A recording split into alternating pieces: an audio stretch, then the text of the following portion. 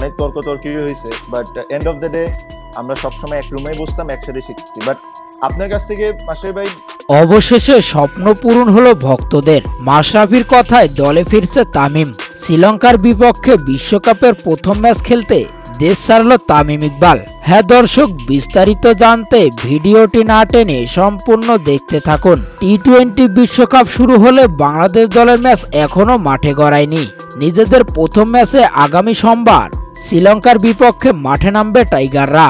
তার আগে ম্যাচ ভেন্যুতে গতকাল বুধবার অনুশীলন সেরেছে বাংলাদেশ দল। ইনজুরিতে থাকা পেসার শরীফুল ইসলাম ছাড়া দলের বাকি সদস্যরা সবাই ছিলেন উপস্থিত।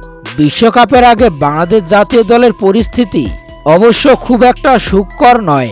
দলের টপ অর্ডারের 3 নির্ভরযোগ্য তারকা লিটন দাস, সৌম্য সরকার এবং অধিনায়ক নাজমুল হোসেন শান্ত 3 জনেই আছেন অফ ফর্মে। আবার পেসার শরীফুল ইসলামের খেলা নিয়েও আছে প্রশ্ন। এমনকি সাকিব আল হাসান নিজেও ভুগছে তার ব্যাটিং নিয়ে। প্রস্তুতি ম্যাচে বোলিং পারফরমেন্সটা নিশ্চয়ই নিজের কাছেও ভালো লাগেনি সাকিবের। এমন অবস্থা নিয়েই আগামী 8 তারিখ ভোরে শ্রীলঙ্কার বিপক্ষে মাঠে নামবে টাইগাররা। বাংলাদেশ দলের এমন করুণ অবস্থা দেখে এবার মুখ খুললেন মাশরাফি। তিনি বলেন, শান্ত লিটনদের দিয়ে হবে না, দলে অভিজ্ঞ তামিমকেই লাগবে। তামিম ছাড়া বাংলাদেশ দলের ওপেনিংটা কেউ সামলাতে পারবে না।